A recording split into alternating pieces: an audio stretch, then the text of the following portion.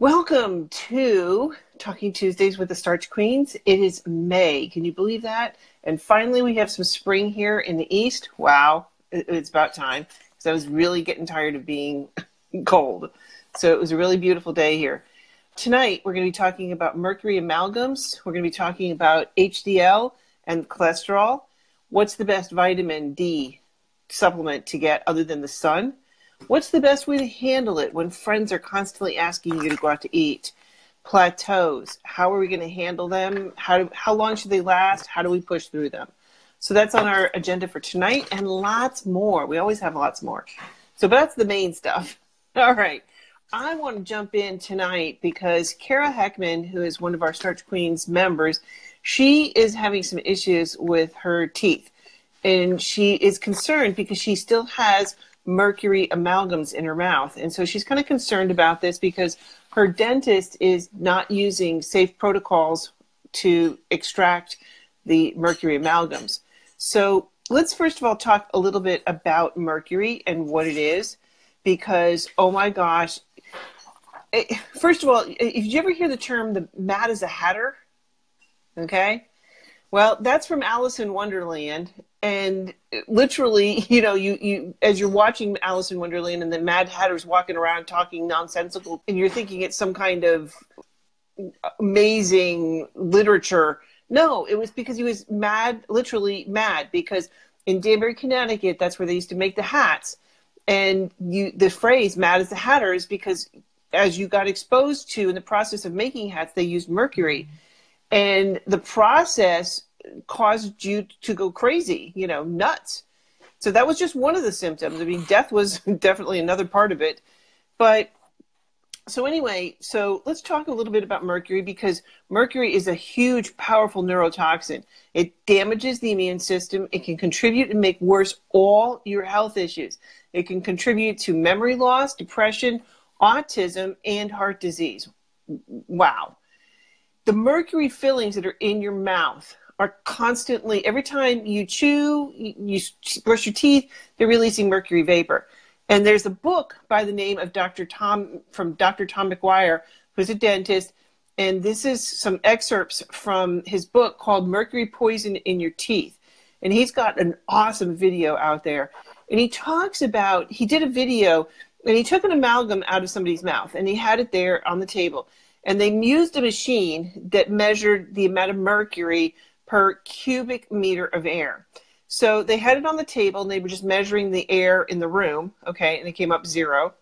And then they then measured right above the amalgam, and without touching it, without stimulating the amalgam, and it was reading 6 micrograms of mercury just having it, the meter right above the amalgam. Then he took a toothbrush and brushed the amalgams.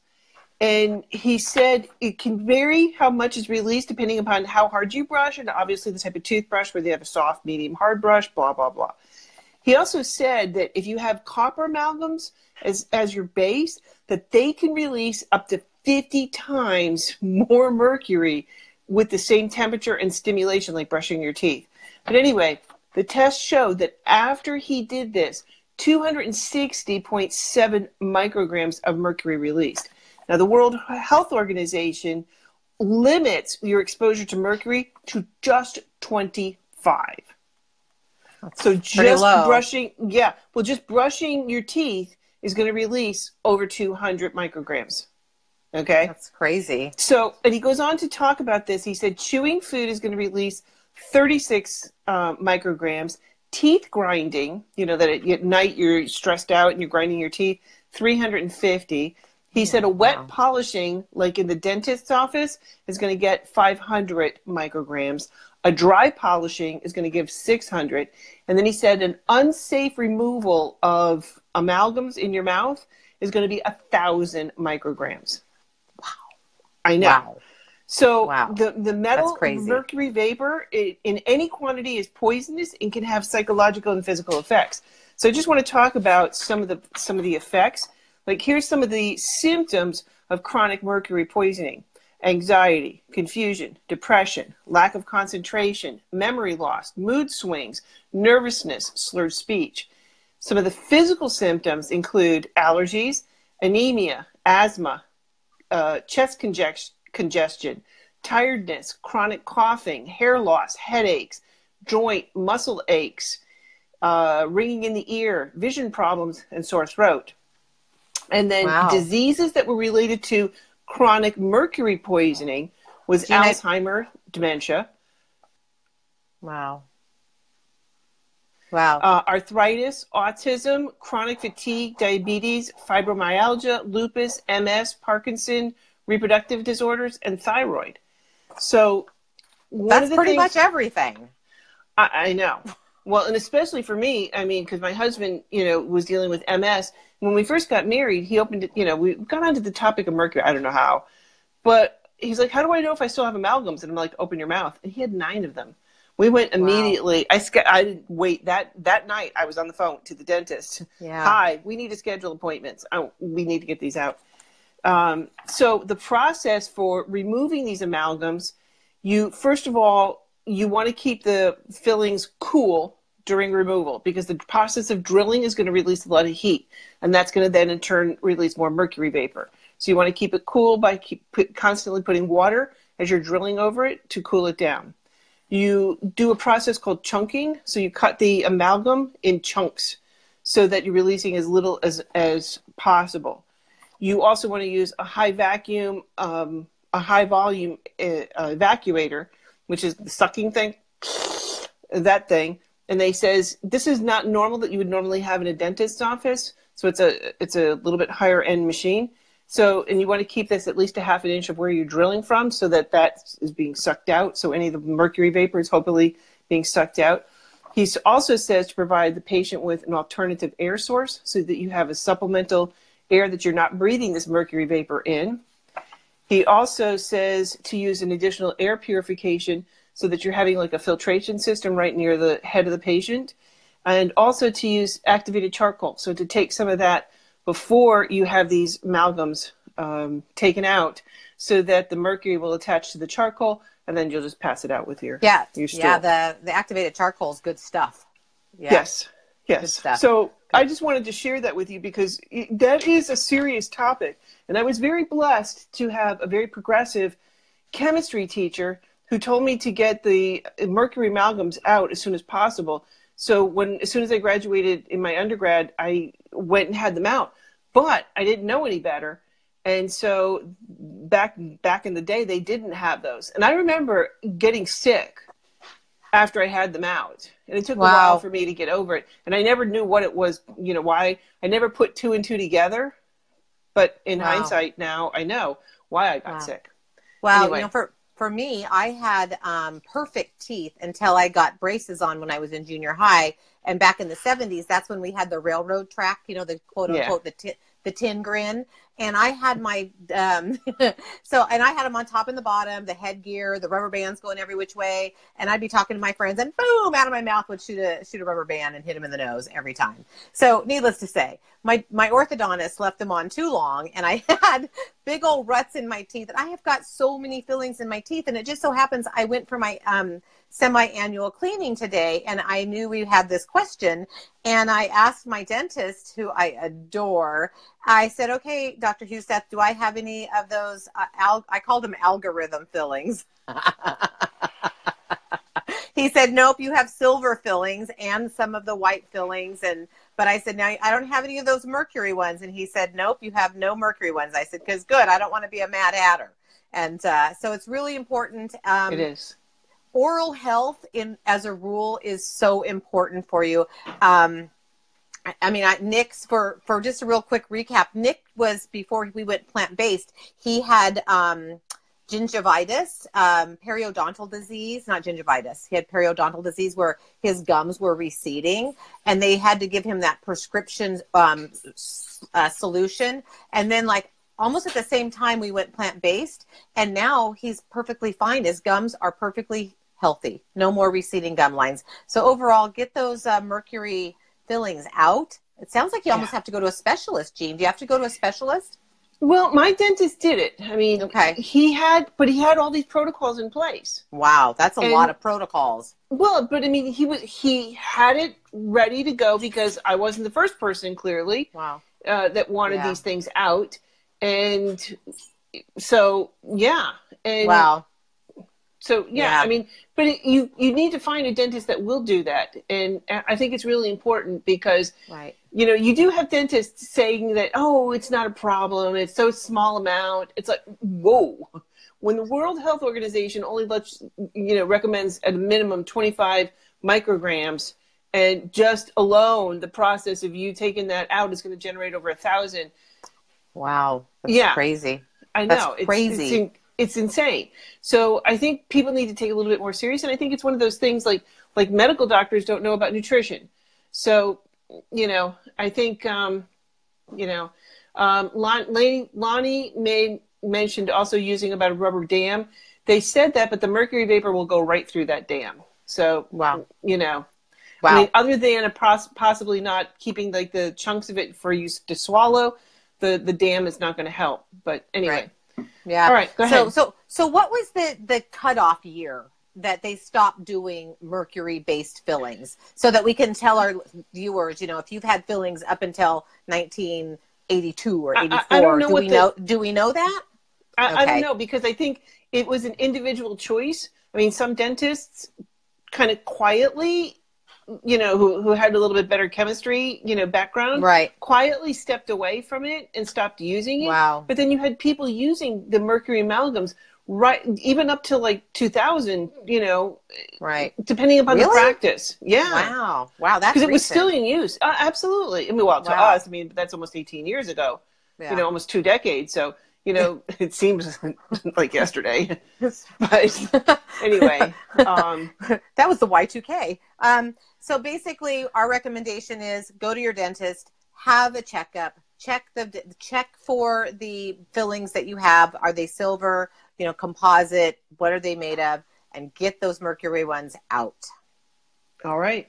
All right. What's our next question, Jeanne? You had a question you were going to share about HDL and cholesterol. Yeah. Go, girl. All right. So I'm going to read it just like I was a person out here. Question. So question from the Starch Queen of Hearts. What exactly is HDL cholesterol? Why is it that people who go whole food plant-based seem to have a hard time keeping their good cholesterol numbers up? I got busted. I had my blood sample done, and I got my results back, and I had my HDL was low, and my doctor gave me a little talking to, which, you know, I love my doctor. So, Jeanne, do you want to tell us why? You go. All right. You're about chomping at the bit for this one. So go. So I have this really non-scientific way of determining what LDL and HDL is. So L is also stands for loser, you know, loser. So LDL is the loser cholesterol. That's the bad cholesterol. L, loser, bad cholesterol. H, happy, tried to do an H here, happy cholesterol is the good cholesterol. That's how my pea brain works. So the HDL good cholesterol was a little too low. And so I've read a lot about this, and there's a lot of talk about, so if you're not eating meat and dairy, okay, so I'm not consuming fat, I'm not eating animal meat, I'm not bringing animal-based cholesterol into my system. So my liver, you know, isn't out there trying to combat the bad cholesterol. So it's going to be lower anyway. But my doctor said to me, well, Nancy, I know you love to exercise, and by looking at your numbers, it's telling me that you stopped exercising. Oh, how do you know that? It's like, Dr. Sloop, what's going on? What's going on? But no, she knew. She knew because my HDL good numbers on my last a year ago was perfectly spot on. I've been plant-based 6 years. And she said, what's changed? And she said, you stopped exercising, didn't you? I said, well, you know, my friend Jeanne and I stopped going to my gym because the end of last year we were getting our Starch Queens program launched, and we've been busy with it this first, 3 or 4 months of this year. And I've been intermittently running sporadically, but not working out 5 days a week like I used to. She said, Nancy, you're 55 years old. You're eating perfectly, but you've got to exercise. Exercise plays a critical role in your happy cholesterol. So I said, okay, I guess I got called to the mat. I got to start exercising again. And it's really important to you want to have your happy cholesterol, your HDL, in the normal range all the time. It's equally as important as your loser LDL cholesterol. So exercise makes a big difference in your happy high density cholesterol. It does, but your we lipids. don't need as much when we don't need as much. Right. Right. We don't need as much. Yeah. So we're not going to be in the normal range. I mean, once you've gone plant-based. Right. Because we're not consuming the cholesterol. We don't need to clean it up. So we're not going to release that. Right.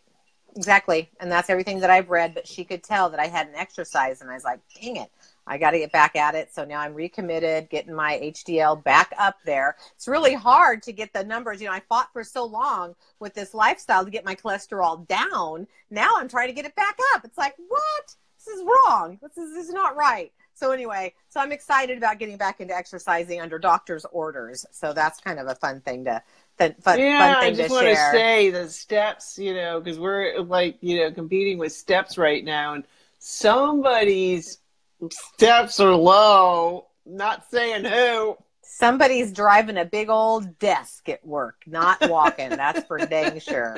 Sitting there getting the old secretary, you know what. You need to get one of those desks that you can stand up at. I want to, but I don't know how to present that to the old to the manager. It's a platform that not you can the way my choose desk to... is. I have a corner desk with an extension and a big huge hutch on it. So, and the desk itself is small. And if I place that, I'm an accountant, so I will have no place to put my paperwork.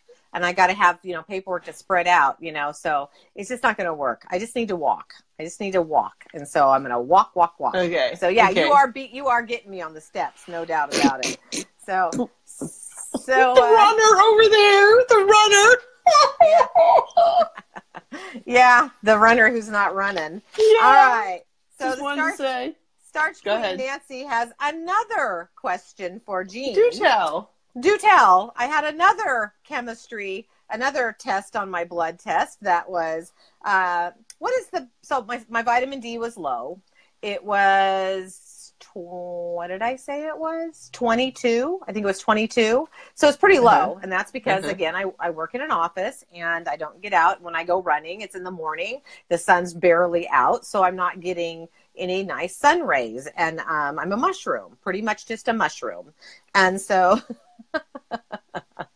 So I have a no light mushroom. So my doctor, she says you need to have some vitamin D, and I want you to take 2,000 milligrams a day or 10,000 milligrams once a week.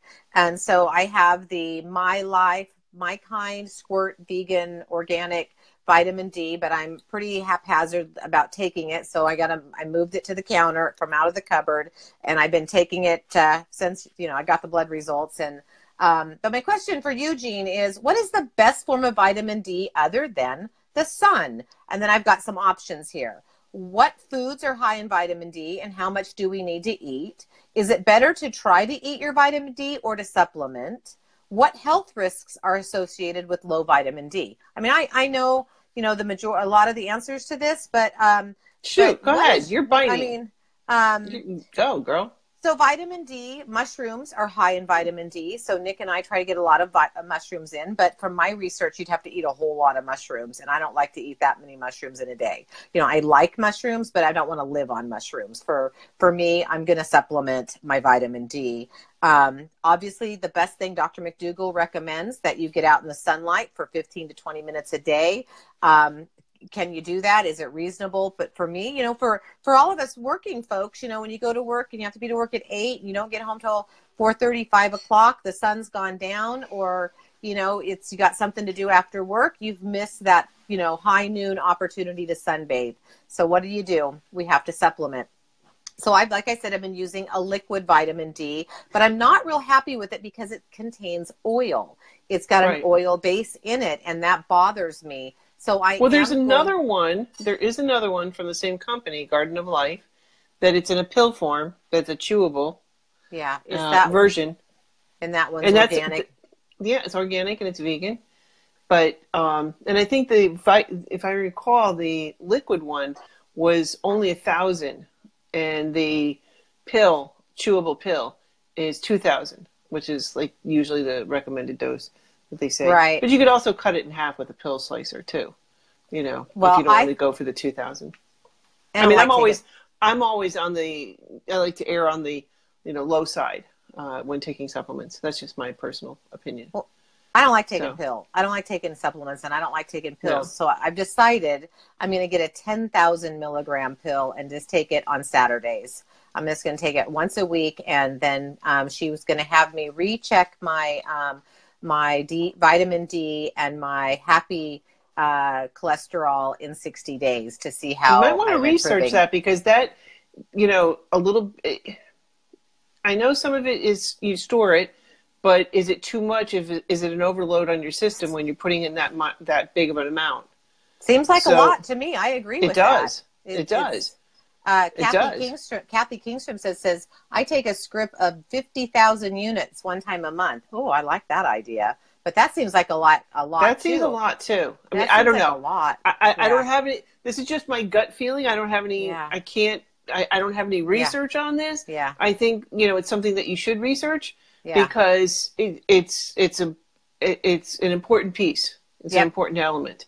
Yeah, so it's really amazing. Is it overstressing? If you're taking that big of a dosage, are you overstressing your system? Because anything you put in or on your body, we've had this conversation before, anything you put in or on your body has to deal with. So if you're dealing with a high amount like that, Yeah. And is it possible? Can you go out during your lunch hour and just sit outside for 15 minutes? I mean, you're in freaking California and you have sunshine. Come on, please. Lunch hour. No, maybe, probably, I don't know. But maybe just even for your mental health, Huh? But he says, but just your face and your arms, you can pull your sleeves up. Yeah, I guess I could. And Dr. McDougall says, 15 minutes, 10, 15 minutes every day. If you can just take a break, put it in that would be a lot better than taking a pill. I don't want to take a pill. So maybe now that the weather's better, I can also get some steps in on our steps challenges. I can just go out and take a 15-minute walk. That's what I need to do. So yes. Because somebody's not up on her steps. I know, I'm not. But here's the thing. I really think vitamin D is, I've been low before, and I was lethargic. And I was tired, lethargic, and kind of had a brain fog. And I don't know if I'm at that critical low point, but I have a coworker that his blood sample about 3 years ago was like 1. I mean, his was critically low, and and he had to have injections. And he said that it was life-changing for him. He said he would barely make it through work during the day, and he would go home and collapse. And then when he had his blood work done, they saw he was critically, like me, we work for the same company, we're mushrooms. And he just, I don't know if maybe, does each person metabolize the vitamin D differently? I know that it gets on your skin, and you're not supposed to wipe your skin or take a shower for like 20 to 30 minutes after you've been out in the sun, because your skin is making the hormone vitamin D. So that's also something to consider. But anyway, get up off your desk, go outside. Yeah, I'm going to do that. And yeah, I saw the comment about the treadmill desk. I definitely want one of those. I want one. I actually got one on my list on Amazon.com. So I'm gonna get that sucker. All right, so that's enough of vitamin D3. Those were my report card. My 2 strikes against me was my happy cholesterol was low, and my vitamin D was low. So I've been down this road before, but I'm going to get them back up there, and I'm going to try and do it without supplementation first. But I'm going to use up the squirt stuff because I have it. So the frugalness in me says to use it up, so I'm going to use it. Okay. All right, so that takes care of that question and Kara's question. And Well, Kara has another question. I'll read that one. all right. What is the best way to handle it when friends constantly ask to go out to eat? I noticed that when I pick healthy options at restaurants, vegetable soups, potato salads, whatever, potato or salad, I tend to go off the handle and binge or eat things that I would rather not, think about later. I think that there may be hidden salt or oil in the things I order. It seems too weird at this point to bring my own food to the restaurant. I don't want to bring unwanted attention to me. I mentioned let's go walk together and chat instead, but it seems like they don't want to do that. So it's frustrating because I want to stick to my way of eating. They also seem stuck on the idea of eating at a restaurant, even though I've offered to take them to lunch. Or no, I'm offered to make them lunch. My bad. So that's a big go ahead, one. Queen of Hearts, go for that one. That's a big one. That's a big one that a lot of people that Jeanne and I coach, on a regular basis, and Kara, like mentioned before, is in our Starch Queens weight loss and lifestyle program. And 6 years ago, I was in the exact same place that you are, Kara.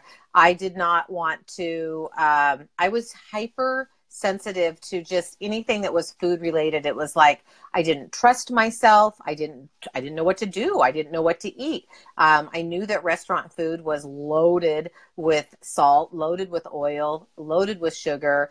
They do that so that you'll come back and eat their food. They're flavor enhancing it. They're also putting MSG, monosodium glutamate, in these foods for flavor enhancers. And I'm not back there in the kitchen making it. So it's like, who do you trust? What do you know? I mean, they don't put the ingredients on the menu. So it's like, what do you do? It's a terrible feeling and situation. So how do you learn to navigate it? For me, I have the type of personality that I have no problem asking a waiter the interrogation. And that's what my friend Doug called it. We're going to go out to dinner with Nick and Nancy, and she's got to interrogate the waiter. So they all, they kind of just always said, okay, Nancy's going to order first because it's going to take forever.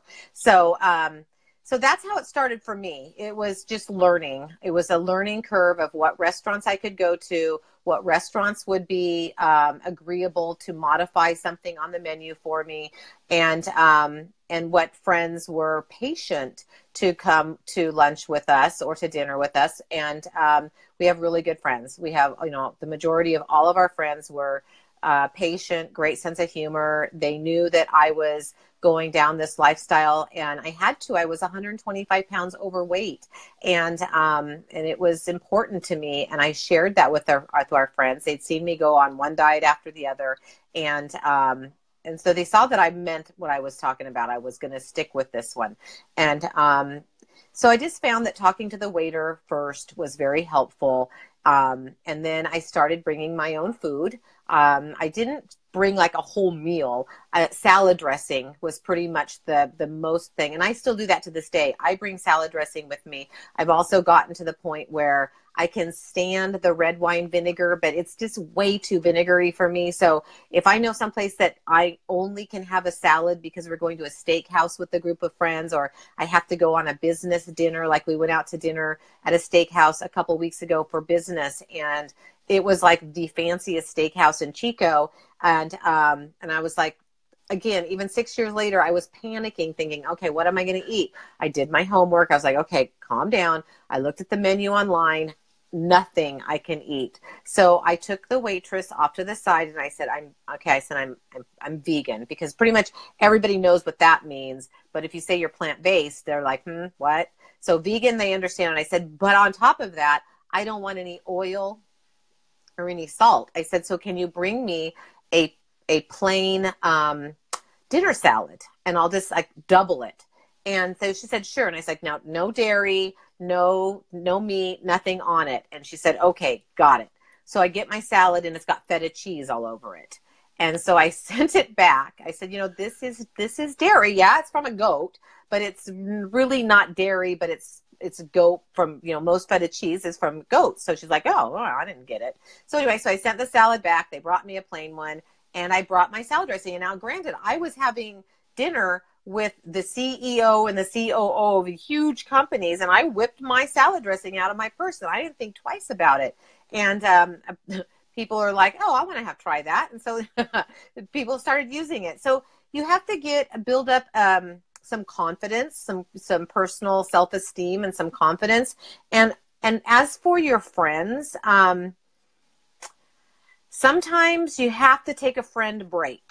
You know, if your friend isn't supporting you, that's a tough one. And if you've gone to all the links that you said you've gone to, you've offered to go for a walk, you've offered to make lunch or make dinner at your home, that to me is very gracious and an excellent alternative.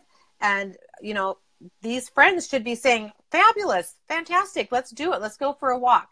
But a lot of people don't want to deal with it because it's also going to address that they have eating issues and they don't want to address it. Because if you're eating healthy, that's going to kind of point the finger back at them thinking, oh, yeah, I'm not eating healthy. So like if Jeanne was, you know, super healthy and was going to go to dinner and I was still eating the standard American diet, I'm going to have to really think twice about what I'm putting in my mouth.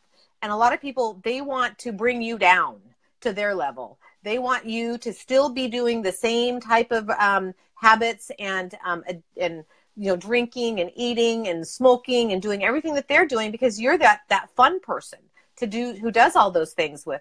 But as soon as you decide to get healthy, they're like, well, who am I going to do all my not so great things with now? And they're not ready to give it up. And so this is when you have to walk away. And I have some people in my network that I haven't socialized with for a long time because they just, for whatever reason, we don't get invited out with them anymore. And I don't take offense to it at all. We're still friends. I mean, if they called me and they needed something or had some problem, I would be there in the drop of a hat. You know, it's not like the friendship is going anywhere. It's just socially, sometimes you got to redirect because you have to have your why front and center. Like I say in my ride-alongs, your health is what's most important. Doesn't matter if you're inconveniencing a restaurant. They make a lot of money. It doesn't matter if you're inconveniencing a waiter. He's making a lot of money on tips. You know, they're not the highest paid people, but they also want to have you back. So they're going to do whatever they can to make your experience in the restaurant class A. So just don't be afraid to ask and have a heart to heart with your friends. Just be honest with them. And I found that I had to bare my soul to my friends and just say, listen, this is something I'm doing now to reverse disease, to get this weight off. And I like it so far. It's working. Kind of like Dr. Lyle says, you know, I'm trying this little thing out. It's working for me right now. I'm not trying to be, you know, it seems to be working. I'm not really putting, you know, a lot of credit to it, but right now it's working. And hey, I'd like to have your support. So let's just go someplace else, or let's just go for a walk. And if they say no, then like we always say, no is a complete sentence. They're saying no for some reason. And it's not up to us to know why their no is no. Just walk away, find another friend, be done with it. That's all you got to do. And like Nancy said, I've also have friends that, you know, that I've known most of my life. And we just don't hang out anymore because I don't want to hear about not that I don't like them anymore. And if they need help, I'm there.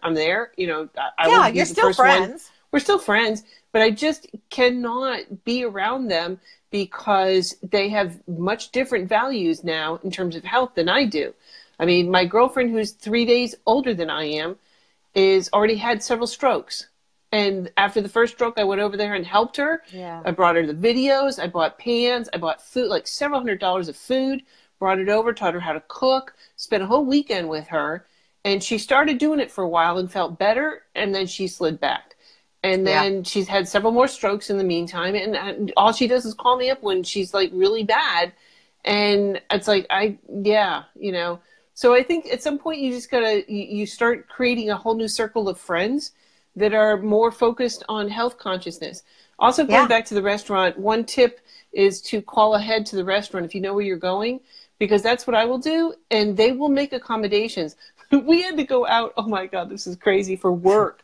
They took us to a place in New York City called Blue Smoke, which is Southern fried, everything, down home cooking at its finest. Wow. So, and I called up, you know. I can only imagine what that place looks like too. Wow. So, well, it was a very nice restaurant. Yeah, I bet it was just classy, amazing. Yeah. But it was all down home Southern cooking food, and you know, a lot of barbecue, things like that. So I called up the restaurant, and I told the woman who answered the phone, I said, I'm vegan and I have to come here for an event. And after she stopped laughing, you know, they made an absolutely gorgeous, beautiful plate for me. Yeah. And as my cohorts, you know, the people that were sitting around, and they served us like family style, but they brought me a special plate, you know, and as each round came out, they brought a special plate for me. And everybody's looking over at my plate going, hey, how come we don't get any of that? You know? Right? And so, yeah, and it was a beautiful, absolutely gorgeous plate. And there was none. But also I can totally relate with Kara talking about going out to eat. And I get pissed. I get pissed that when I'm with other people and I can't have some of that stuff anymore.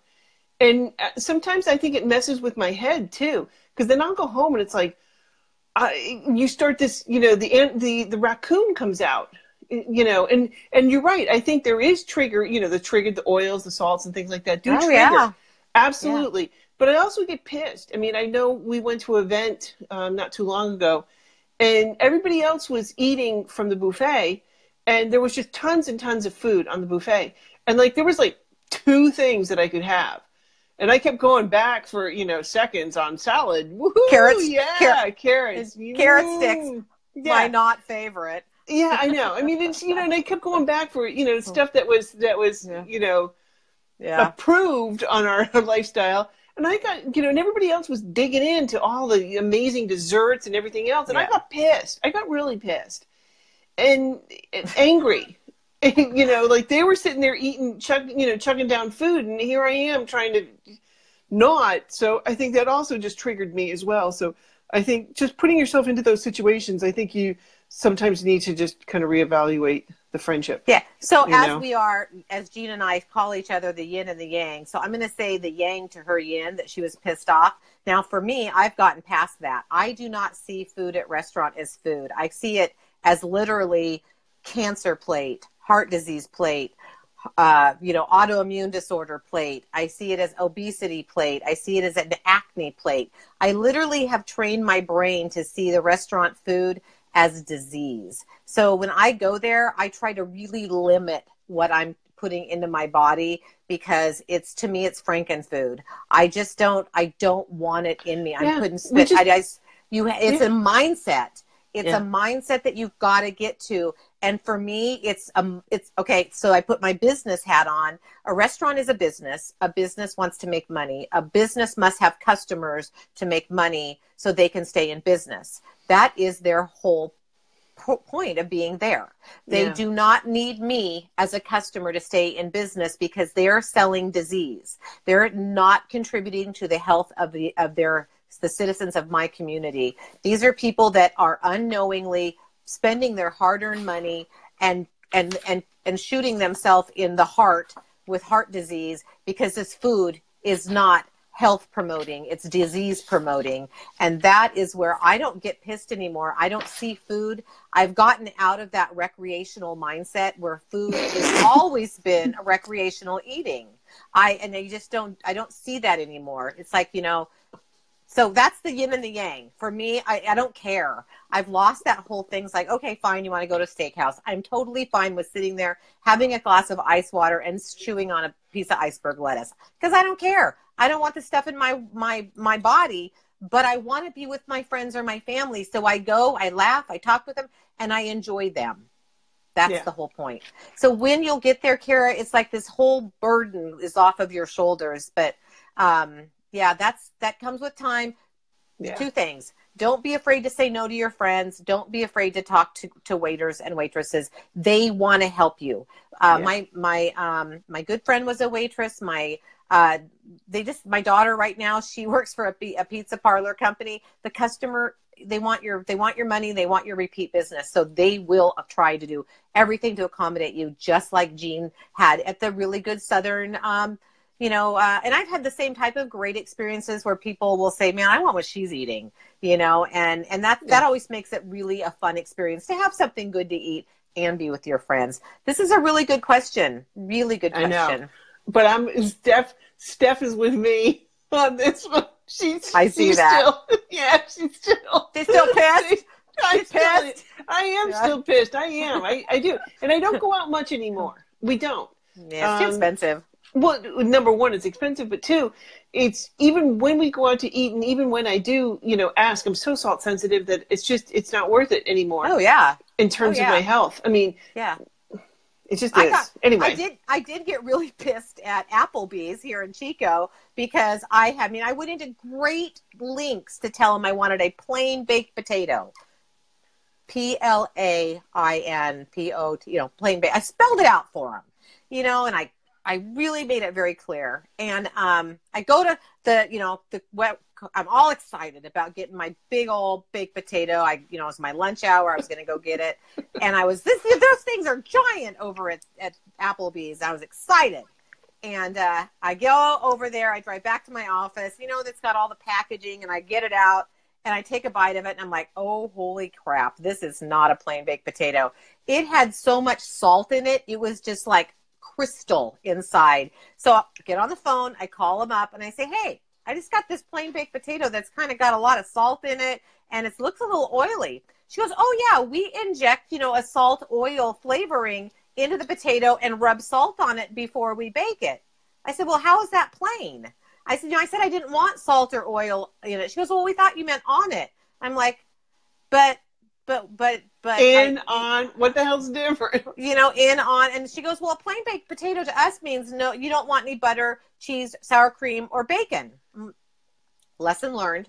So into the garbage can it went. And also my, $10 for two, not plain baked potatoes. And I was pissed. Like you were saying, I was pissed. So anyway, I tell everybody about my potato experience. So, okay. All right, so our next let's talk about what's happening in the Starch Queens program. No, we actually have another question from Jeanne Brown. Jeanne, I don't know if I'm going to pronounce this. I don't know if I'm going to pronounce this. Is it Weiner or Wiener? I don't know. Jeanne Brown. How long should they last and wait, what? Plateaus. Oh, I didn't copy and paste the word plateau. Jen is wondering about a plateau. How long should they last and how to push through them? Yeah, Jeanne and I have both experienced with plateaus. I mean, like big plateaus, months. And months and months and months. So, all right. As you lose weight, your metabolism decreases. I'm going to get through this, try to make this really simple and quick. So if your so the first initial weight that you lose generally is always water weight. So you're losing your water because, of a high sodium diet. You're going to shed that edema. You're going to shed the excess water that's in your muscles that's there with the glycogen. So you're going to get all of that excess fluid out of you. So that's usually your first 10 to 15 pounds. And then you got to go into fat burning mode. And I also call that first 10 to 15 pounds kind of like the honeymoon. It's like, oh, I've got that first 10 or 15 pounds off. And it's like 20 pounds is where you can get your first dress size, pant size is like, that's very motivating. And then all of a sudden it comes boom to a screeching halt.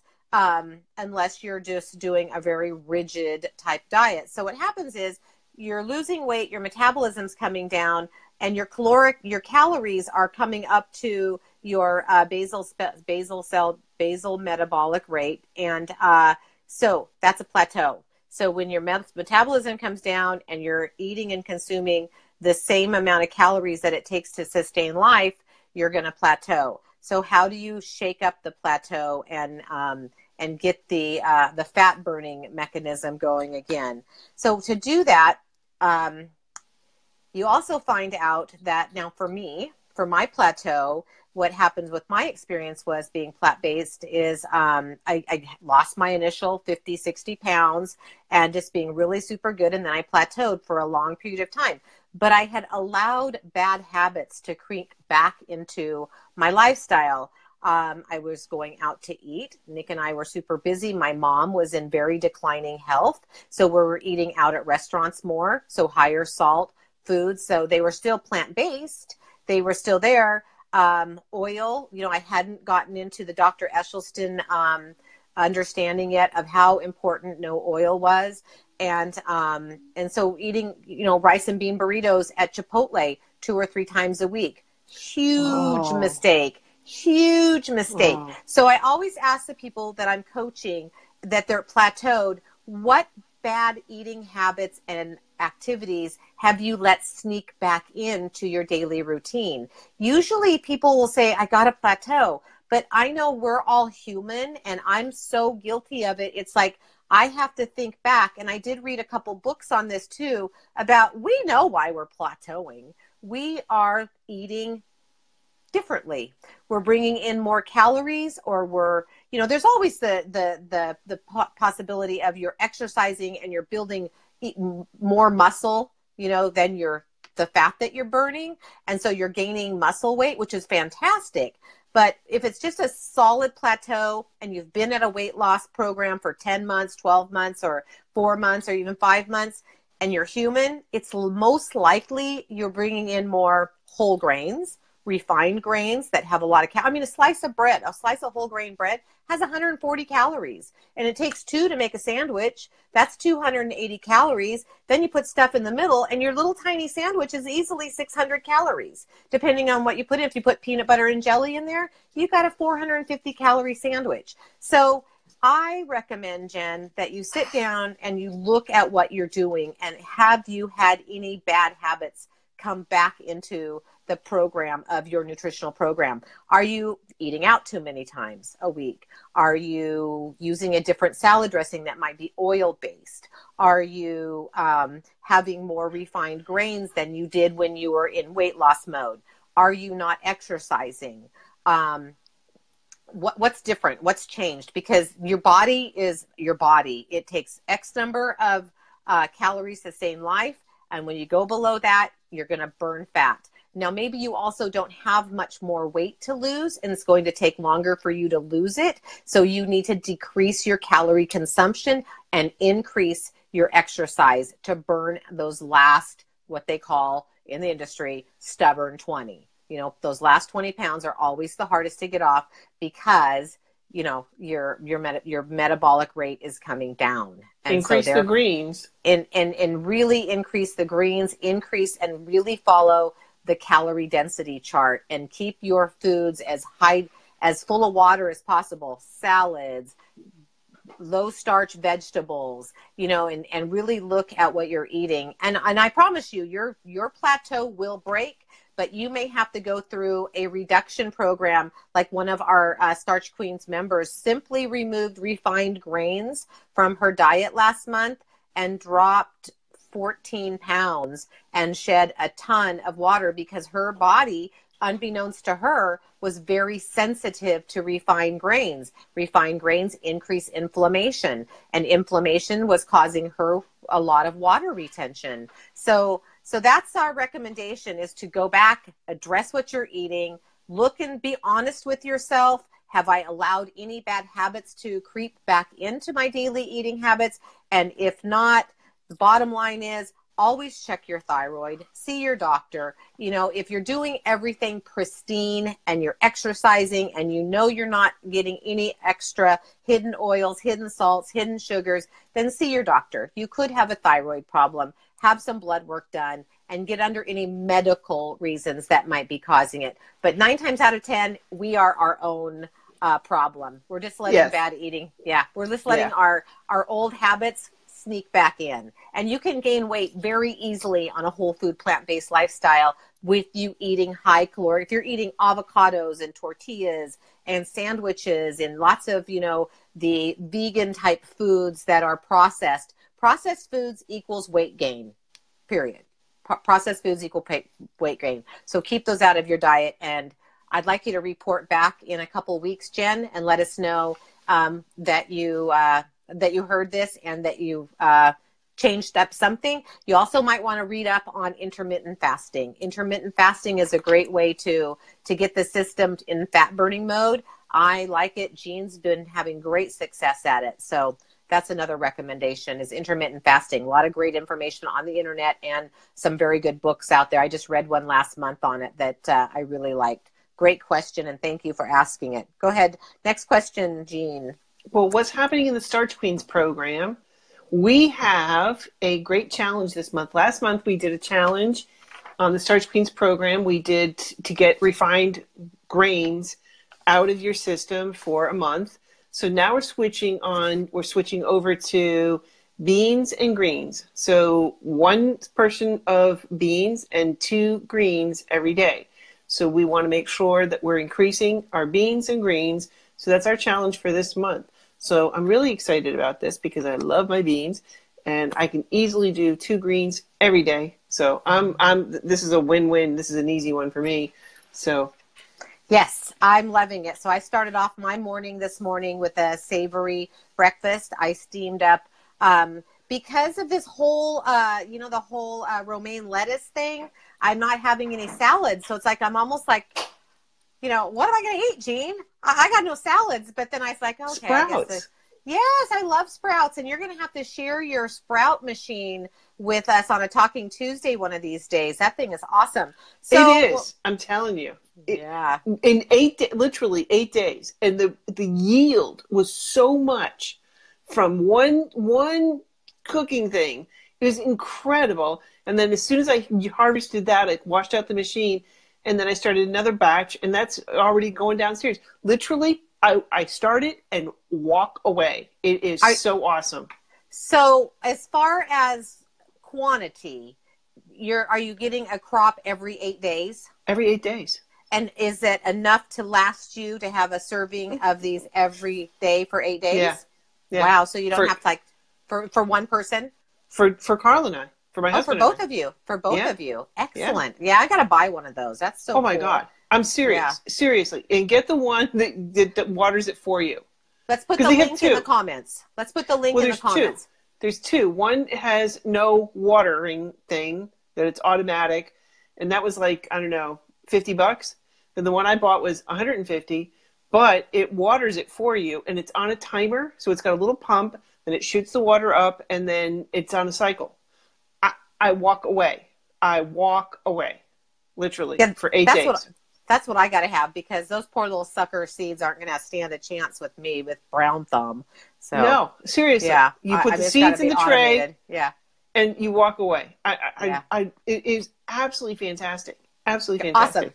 Well, I'm excited about the beans and greens, because that is very high nutrient. The phytonutrients, the minerals that are in greens are just so health promoting, and they are, just lights up your vascular system. And so that's what we're doing this month is beans and greens. Last month was no refined grains, and we're just getting under. Share Susan. Woo! Susan. You're going to get me crying again. No, so Susan was like, go. So Susan Cooper is 65 years old. She has been, was part of our 10-day programs, started sometime last year. And Susan has a significant amount of weight to lose and has some health issues. And we've been working through a lot of eating issues on what to eat to get her to lose weight, because she's been ambulatory basically unable to walk. So we've really had to work on her diet. And since she went plant-based, and she's Italian, she loves to cook. She loves her refined grains, her pastas. And so this is how she was raised. I mean, who doesn't love Italian food? And so it's been this huge, spaghetti, that's one of my things. Yeah. So, how we worked on getting her to the point we got to her last month with the no refined grains was miraculous. So Susan said, all right, I'm going to do it. She made the commitment. She did a contract with herself, and she said, I'm going to do this no refined grains, because she's plateaued. She didn't know what to do. So every day, no refined grains in our Facebook group. Every day I made a post day 1 through 21 through 29, no refined grains. She posted every day, and come to find out, at about week 2, all of this edema she was like, you're going tinkle. She was urinating just nonstop. Her kidneys were flushing all this edema that had been, in her body for who knows how long. And to the point that she went to the doctor because she thought maybe she had a kidney infection or a bladder infection. And she's just releasing all of this fluid. Her legs are no longer swollen. Her feet are no longer swollen. And before, when she would go to the grocery store, she would have to use a cart, the little electric cart. She is now walking through the aisles of the grocery store on her own, without a walker, without any assistance. Is that awesome? All she did, people, was remove refined grains. She was already plant-based, but she hadn't done the next step to remove the refined grains. That's all she did. And she dropped, I think it was 14 pounds, did I say? 11.8. 11.8 pounds in 4 weeks. That's phenomenal. And she's going to continue now with no refined grains because she saw, and here's the best part. Yes. She has a calm brain.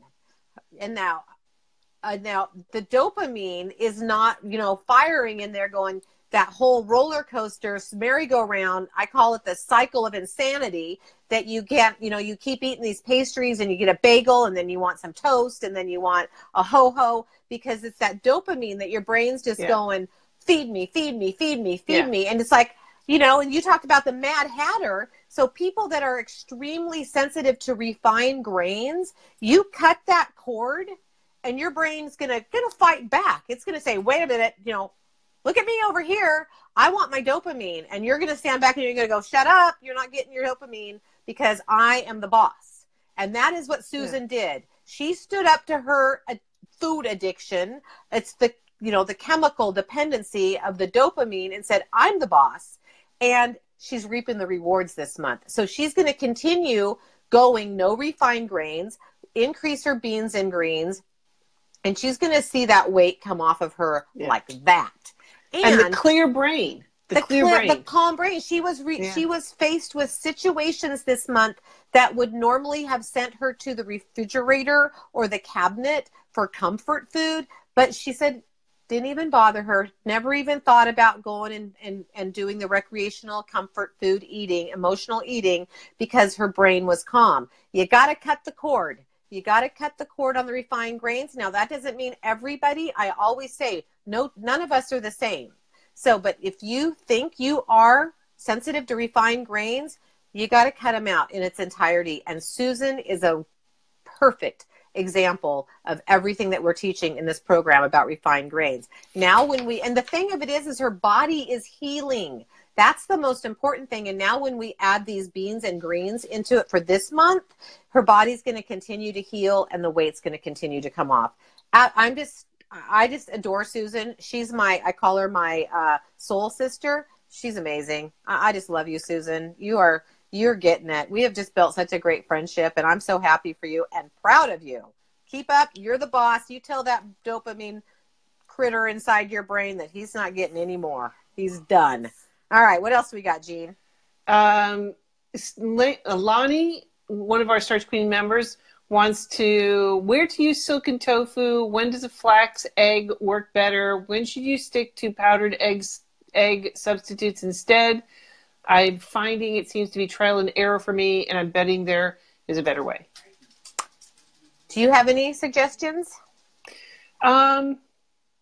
See, first of all, I don't use the silken tofu because it's very high in fat. So because I'm in weight loss mode, I still have weight to lose.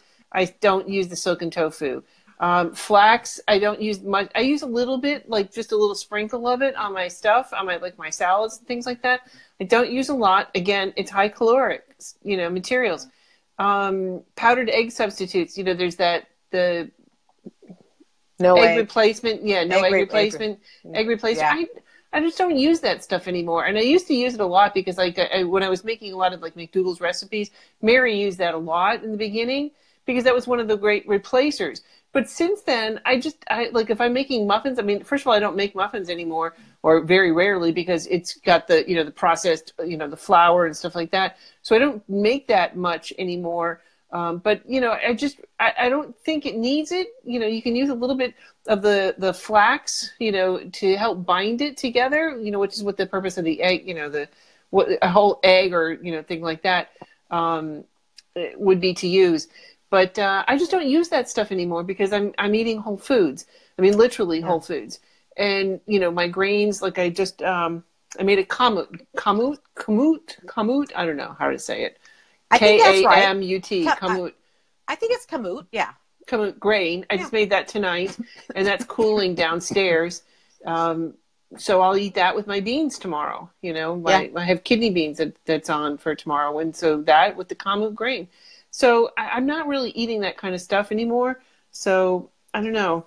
So I can tell you what Nick does, Lonnie, is my husband loves to make pancakes. He loves pancakes. He's not bothered by refined grains in any way, shape, or form. So he makes his amazing blueberry pancakes, and our grandson just devours them. And he will use the boxed egg replacer, the old-fashioned stuff like Mary McDougall uses. It works great for baking. Same thing like Jeanne. He'll also do a flax egg. It's still higher in fat, but it's we use it for pancakes for my husband and my son, my grandson. But as far as using a silken tofu or the new thing that they have, the vegan egg, I've personally never used one, and I don't know, to me it seems like it's really over processed, and I don't think that that's something that I will personally try. As for me, as for baking, if I want to replace an egg, I simply just do it with the box stuff, the egg replacer. I've never had a problem with it. I don't think it really adds any fat content to it. And then for oil, of course, I just use applesauce or pureed prune.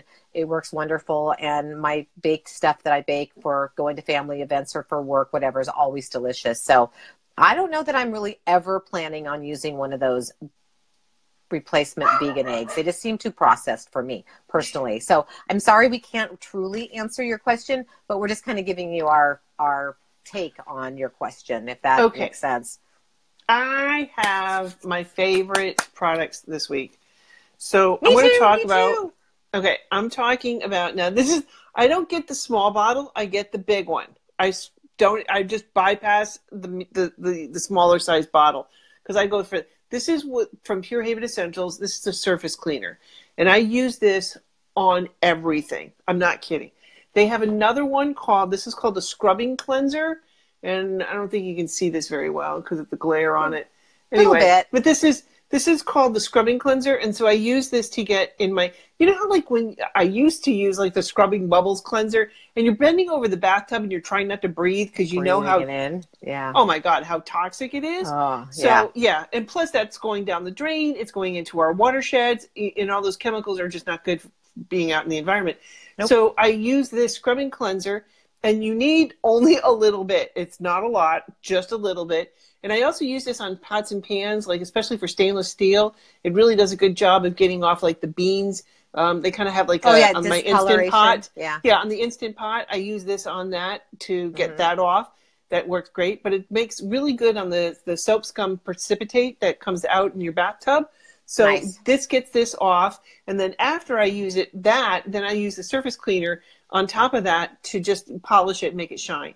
But I'll use the surface cleaner. Like I have ceramic, I have tile, I have porcelain, I have granite in the bathroom, and I also have wood floors. So the wood floors, what I do with this is I'll take a Swiffer mop and I'll put a face cloth on it. I get the face cloth just slightly wet, just damp, and then I'll put 4 or 5 squirts of this on it, and I'll just Swiffer around in the house. Makes the wood floors just sparkle. So those are my 2 favorite products. They have amazing cleaning products for Pure Haven Essentials. I can't say enough about them, but those are my top 2 favorite products. Literally, I'm not kidding. I have this one in the bathroom, and I go for the big size bottle. I mean, you can see how big this is. This is 32 fluid ounces. Okay, I don't go for I think they have a 17 ounce. Forget that. I just go for the 32 ounce refill and put a sprayer in it and done. I have one in the bathroom and one in the kitchen, so Awesome. And and again, for those of you who are watching that don't know what Pure Haven Essentials is, it is a direct sale company that uses no chemicals or toxins in any of their products. They're amazing. So I, Jeanne, have a couple of my favorite items to show. Why don't you tell everybody what the trifecta, the Starch Queen's trifecta is, and then I'll share my goodies. So the trifecta is you have to change what goes in. Okay, that's the food and the drink. You have to change that. And somebody had asked earlier a little bit before about what do we use to filter the trifecta? Yeah. So we have to change. But somebody had asked what do we use for the water filtration system. And if you go on starchqueens.net under the trifecta, then I've listed I use a 4-stage filtration system that the water goes through first. And then I addressed that and I custom built that because you can customize this 4-stage filtration system depending upon the toxins that you have in your town water, and you can go on the website and look at that. Okay, but then I have it come up through, once it goes through a 4-stage filtration system, then it goes through an enagic Kangen water system. So if you want more information, I'm happy to talk about that. I spent like about 7 months researching this. Wow. To learn about the different systems that were out there and what's the difference between this one, and because it's a chunk of money to spend, so I wanted to make sure I got it right. Anyway, the trifecta, wow, because water is huge. But the trifecta is what goes in. So it's the food and the drink. Then you have to change your environment, the toxins that you're being exposed to, which is like the personal care and the cleaning products that you're using, but also too in your environment, your home environment. Okay, and then you have to exercise. You have to move. So, what do you got? So on the trifecta approach, I wanted to share real quick with our viewers is. I'm always looking for something yummy to put on my skin because I tend to have, I'm super, pale from being a mushroom. And so, get out in the sun. I'm in the sun. So look at this. This is called Pure Haven Essentials Citrus Body Butter. And can you see that? It literally looks like cream cheese. And I thought I'd show you, it's kind of thick like this. Yeah. And it smells like a lemon meringue pie. And you would think that this is like, if you were to get this Perricone or one of those really expensive, dermatological kind of things that you pay $300 for a tub this size. I mean, how much does this cost, Jeanne? I think it's like $18 or something. It's like $18. And this, I'm putting it on my arm and it just, I can breathe it in without it being toxic. And I can put it on my skin without it being toxic. So that's my favorite Pure Haven Essential product that I absolutely love. And it doesn't have a greasy feeling. It smells good. It's absorbed into my skin, and I don't have to worry about it killing me. So that's what I like about it. Now, on the trifecta approach for fitness, because we know that my report card with my doctor said I got called out on, my happy cholesterol was too low. I got to start exercising. And I used to go to a recommendation here is called Kaya Fit. It's a women's only gym, KAIA-FIT. Amazing fitness program for women from, late teens to there's ladies in their late 70s. I can't say enough wonderful things about the program, and I wish I could still go, but my schedule just doesn't work anymore for it. So I have to exercise at home. So right now, my two favorite things to share with you are I bought myself a step. Let's go back to 1982, Jane Fonda, and do step aerobics. I used to love step aerobics, and I was going to a step aerobics class at Kaya, and I was like, dang, I forgot how much I like step aerobics. So I went to Big Five Sporting Goods. I bought a step. It came with a freestyle step DVD, 2 of them, and I'm going to do this at home. Doesn't cost me anything. And then my most favorite thing to share this week is this is called DDPY yoga. And I'm sure in Talking Tuesdays I've shared with you that my on yoga, because it's too slow and boring for me, but I feel so good after I do it. But DDPY yoga, this is something you buy on an infomercial. You can get it online. It's like $79. And this is something you can do in your home. And what's great about this is Diamond Dave, that's his name, who does it. Diamond Dave. D, Diamond Dave. Okay. if you guys saw that video that was going around Facebook about the gentleman who was literally in a wheelchair and he couldn't walk, and he started doing DDP yoga, and he was through his whole transformation. Nick and I started doing this, but then Nick went to work. It was working on nights, so our schedules were off, and we're starting back with our DDP yoga. We did this for a while, and it's really amazing. And if you're like me, for your little ADD and your yoga's just a little too yoga-y for you, I really recommend DDPY yoga. It's fun. You can do it at home. And I'm not kidding you, you sweat. This is a workout, and it's also, your muscles get long and lean. I have nothing negative to say about DDPY yoga. They have it on, you can get it on your phone. You can take it, they have put on your iPad. It's mobile. You can travel with it. Just take your iPad with you or your smartphone with you, and you can do DDPY yoga. And I obviously don't get anything for, pitching them like this. This is just our Starch Queen's recommendation, and what we're doing, and this is what I'm doing to get my happy cholesterol back up, because I don't want to get caught again by my doctor in 2 months. You know who I have? I hate getting bad report cards. Teacher. You know who I have? Yeah, right. You know who I have a love-hate relationship with? Yoga? I don't know. Who? No, her name is Kathy Smith. And, I don't know her. She's got a ton of workout videos, kind of like a Jane Fonda kind of person. And she's just kind of, when I was like pregnant, she came out with a pregnancy one and, all that kind of stuff. Oh, so I think I know who you're talking about. But I don't think she's a woman who has an ounce of fat on her, and she's got this absolutely gorgeous, gorgeous, gorgeous body. And, you're sitting there sweating and doing all these exercises and watching her do it like it's effortless. And you're like a little butterfly.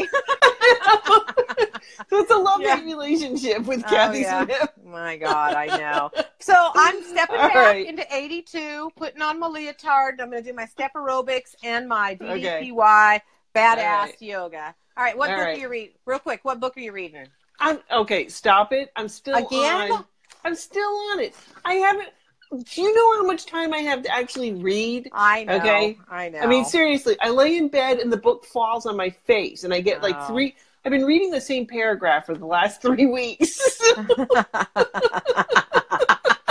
Guilty as charged. I'm not kidding you. Sometimes I can't get past the dang sentence. Anyway. I get in bed. No offense.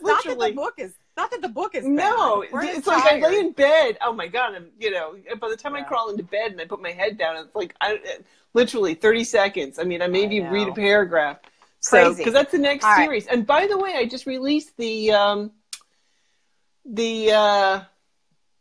third series in Dr. Neil Barnard's series, Power Foods for the Brain. So if you haven't seen that, do check that out. That is a good one. That's a good one. Yeah, all of Jeanne's series is on her YouTube channel with Dr. Barnard. The Cheese Trap, you got to watch them all. Power Foods for the Brain, amazing. So I just started the Truth, Turn Off the Fat Gene with Dr. Neil Barnard. So I took a picture of it so I could show you guys because I have it on my Kindle, and so I'm really looking forward to this. You know the title's backwards, right? Turn Off the Fat Gene. No. I mean, just kidding. It's called the camera turns it around, so anyway, it's called Turn Off the Fat Genes by Dr. Neil Barnard. This I'm really looking forward to that because you know what they say, they all fat genes. So we want to, turn off all those genes that his books are amazing. They really are. Oh my gosh, when I read The Cheese Trap, I could not stop reading it. I was like, "Oh God, oh gag, oh gross." I know. Pus in the milk. Ooh, pus in your cheese. No. And the one that just absolutely floored me was the Italian cheese. Oh. It's queso marsu, it's called. Yeah. Like that. Oh, yeah. Look at my face. It's just gross. Yeah. And I asked my neighbor down the street is from Italy. And I went to her and I said, "Is this real? Is he making this up?" She's like, No, it's a delicacy. And I'm like, gag me. Yeah. I mean, they take the cheese just quick. They take the cheese because we got to go. They take the cheese and they let the flies land on it, and they lay eggs. Eggs. And the eggs come out, and then the maggots start crawling all over the cheese, and they start to decompose the cheese, so it starts to become soft. And they literally scoop it up with a cracker and eat the maggots and the cheese. Yeah. Yuck. Yeah. Yeah. That's just, when I read that. Yeah, no. I'm glad I never liked cheese. I was never a big cheese eater. I don't like it. I just think it's gross anyway. So it was never, not an issue for me to give it up. All right, everybody. Thank you for joining the Starch Queens Talking Tuesday. We had a fun hour with you tonight. If you're interested in learning more about the Starch Queens program, go to sqweightloss.com. If you would like to check out our amazing website, go to starchqueens.net. There's educational information. There's information about our plant-based towns. Jeanne's the pod leader of Plant-Based Westchester. I'm the pod leader of Plant Pure Nation, pod leader of Plant-Based Chico. We have wonderful admins all across the United States and into Canada who can help you adopt a whole food plant-based lifestyle. Check out the list of towns on the Starch Queens website, starchqueens.net.